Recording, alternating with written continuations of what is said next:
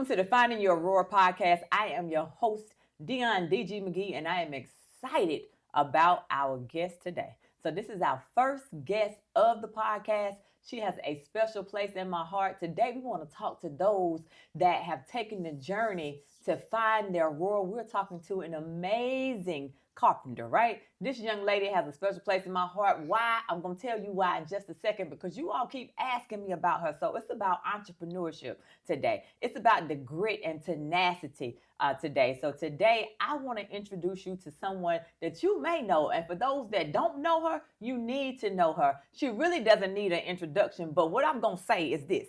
She is the owner and creator of Melo Customs, which means make everything look outstanding. She is a graduate of the Winston-Salem State University. She is an African-American female carpenter, right? And she is Roarcon's preferred carpenter and prop designer. Do you hear me? And this young lady has a special place in my heart because why? She has my last name. She is my daughter. And so you all, today, I present to you our guest, none other than Miss Melody J. McGee.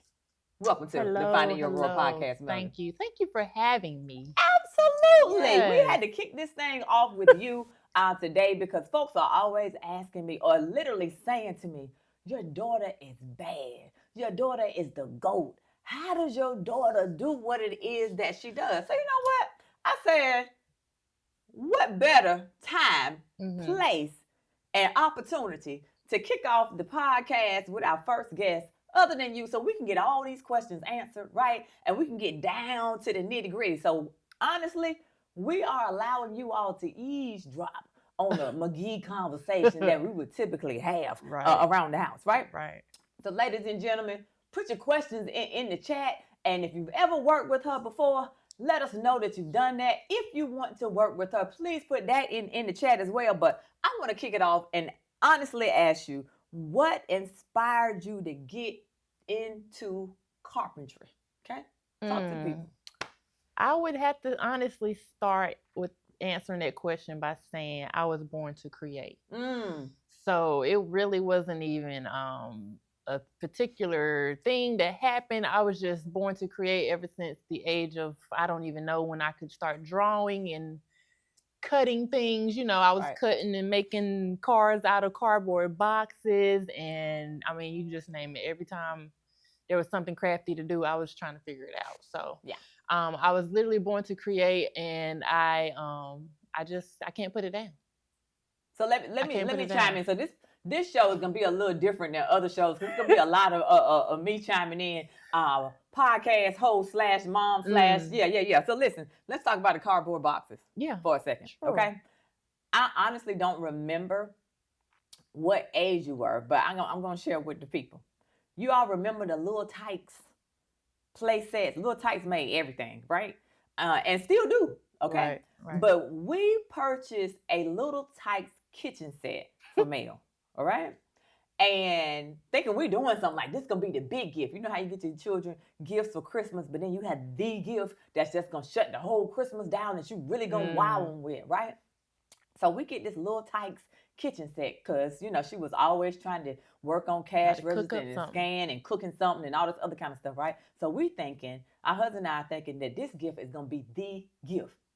All right. Christmas comes, she opens the Little Tykes kitchen set, but she never plays with it. And when she saw it, she was like, oh, that's nice. It's cute. I don't remember how old she was. Cute. The excitement that we were expecting was not there. Okay, like we were spending our hard-earned money on this Little Tykes kitchen set.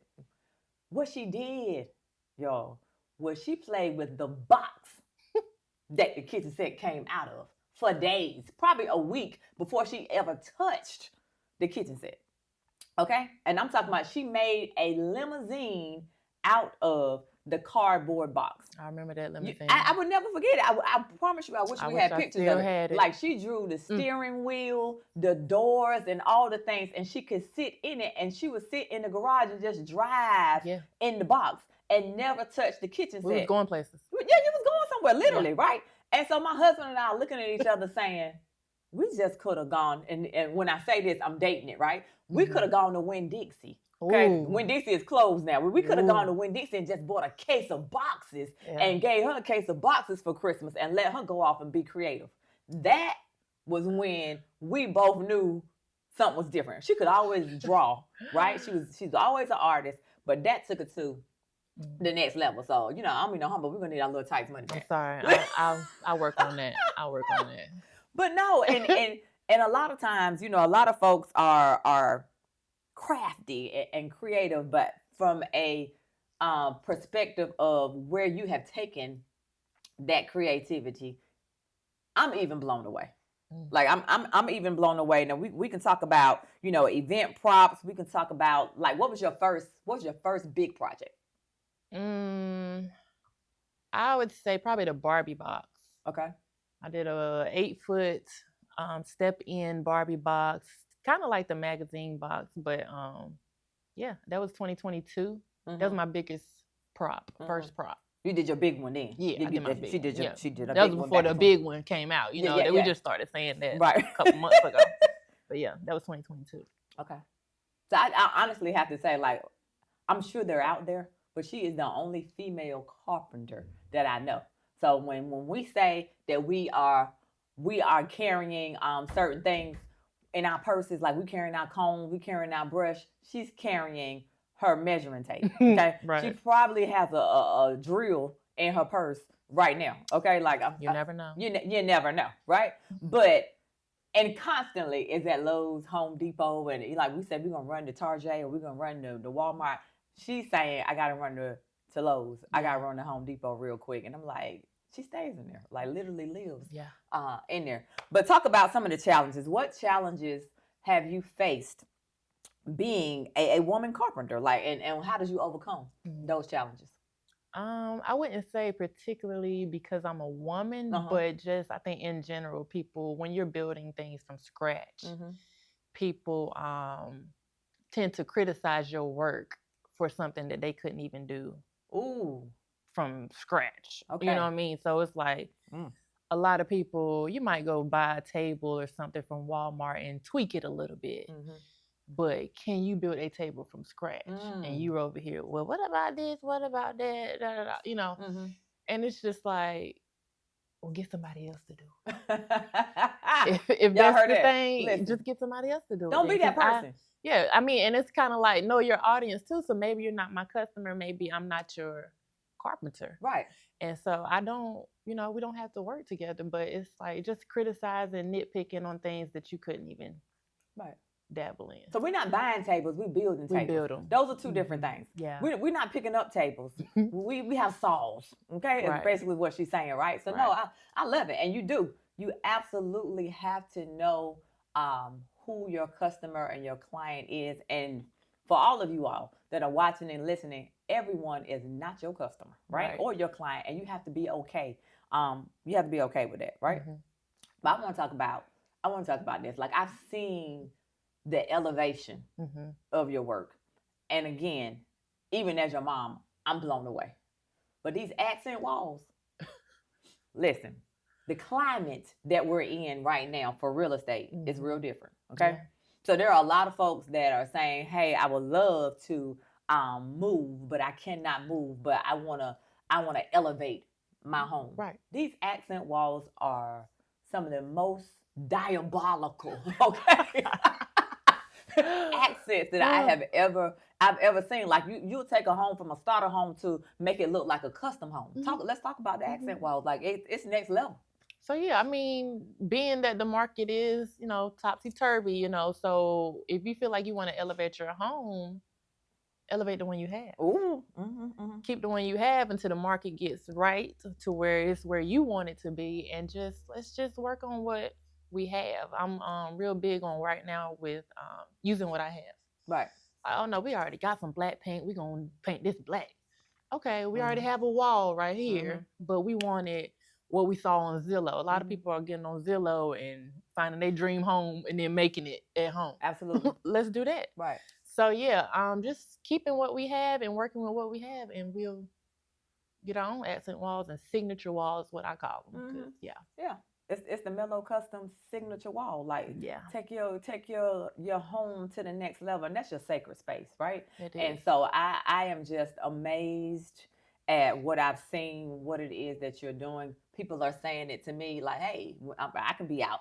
Hey, aren't you Mel's mom? Aren't you Melo Customs mom? I'm like, and yeah, and I know you from, and yeah. Right. So they'll say, oh, your daughter did X, Y, Z for me, blah, blah, blah, blah. I'm like, oh, that is great. And then they start pulling out pictures of what it is that you did. So that makes us as parents feel good about the little tykes kitchen set. Right. So it was a great investment. Right. I was trying to build a wall. That's all it was. and we didn't know that. We should have bought, some concrete and things back in the day. But even then, I remember this. I remember us going out of town for a weekend. So that you all really understand the dynamics of this. We were her first clients. Okay? For real. We were literally the guinea pigs, right? We went out of town for the weekend, and she was already in her crafty stage, right? And I think were you in college yet? I was fresh out, girl. I was fresh out. Yeah, okay, fresh out of college, home, or whatever. So we go on a weekend trip, my husband and I, and we literally had to say to her, do not do anything while we're gone. Like, you do not have approval on anything. Like, relax. That was 2013. And enjoy yourself. You got the house to yourself. No parties. But she was the one you had to say no parties and no asphalt cutting and no concrete cutting, no tools. Leave the tools in the tool cabinet. Conversation, right? So we go and call back to make sure everything's okay. Parents know when everything is not okay, specifically the moms, okay? So I call and it's dead silence in the background. Like, there's no music playing, there's no TV on, there's nothing. It's like, hey, what you doing, Lon? Nothing? Like, you're not doing nothing? So, no, I'm just chilling. No, you're not. I'm like, why so quiet? I'm laying down or something, she said, right? I told my husband, I said, Corey, something not right at home. Something not right. I feel it in my spirit. It's not right, right? So we get back and we get in the garage and we can smell paint, okay? Caulk, like chemicals and things. I was like, oh, I knew something was going on, right? So we run upstairs and sifting out the whole house trying to figure out where this new project took place. Where was it? Yeah, where was that, right? So we had to trace the smell, right? And we get upstairs to the bathroom, and this young lady has pulled up the laminate floors, okay? Put down wood laminate floors, and restained the cabinets, the countertop, and my husband and I are standing outside. I remember this like yesterday, standing outside of the bathroom, and we're looking at each other like, are you saying what I'm saying? And so my husband says, oh, you must have paid someone to come in here and do this. And she was like, Dad, I'm fresh out of school. Who's paying somebody to come do y'all bathroom? Like, y'all the guinea pigs. And so my first question was, but who lifted this toilet? Okay, like she literally had to lift the toilet to get the laminate floors down. I'm talking about lifted it, put it back, recalked it. The caulk line is just as straight and smooth as I don't know. And I'm sitting here in just utter shock. And it's still flush. And then listen, and it's the same floors. and the toilet still works, okay? It's the same floors and all the things, and those floors are still there today. They are. The restain on the cabinet is still there. Floors are 10 years old. Listen, at that moment. Durability. Like quality work, right? My husband said to her at that moment, whatever you need. Right. Whatever you want to do in our house, feel free, okay? Because he at that moment he felt a weight lift off of him because he was like, we got mail. Yeah. I don't have to do all these honeydew lists that mom them came up with. That was the guest bathroom. I remember he said, oh yeah, do ours next.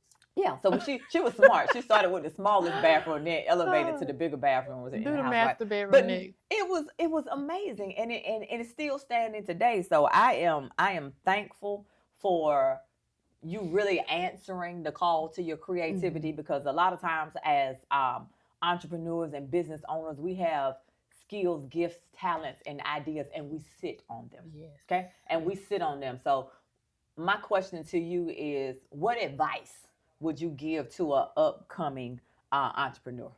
Man. First, I would say build your confidence, build a network of people. You got to have financial literacy so that you're not just out here spending the business money on personal things, but do pay yourself. And once you build that confidence, you're also going to need to be resilient and trust and, believe in yourself that you can do things, because what they say, we miss 100% of the shots we don't take. So, yeah, if you never start, if you never try, then you'll never know where you will be. So, yeah. Very good. No, that's excellent advice. I hope you wrote down those nuggets, tips, tools. Very important, because a lot of times, we will be stuck and stagnant and stay in our heads, right? A lot of times we will overthink things and just get out here and do it. Like, it does not have to be perfect. Take those baby steps. Take those leaps. I have to ask you this before we close out. What did you enjoy most about the elevation and your participation in RoarCon 24? Because let me tell you, the props for the Roar Conference was next level. Okay, it was the next level. So let me share this before you say something. When I hire people, I hire them for their specialty. Okay, so it's not to keep hiring different people every time. You want to hire a team of folks that understand what it is that you are building from grassroots, from the ground up. Okay, and so when I hire because you're a carpenter. Right.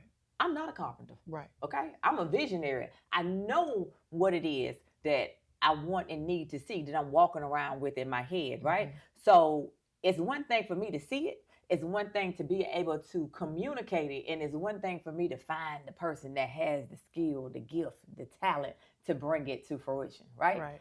So when I hire folks to go off and be creative. So I don't want to say to someone, I want you to have or do this, and this, because if I do that, then I'm putting you in a box, and you can't be creative.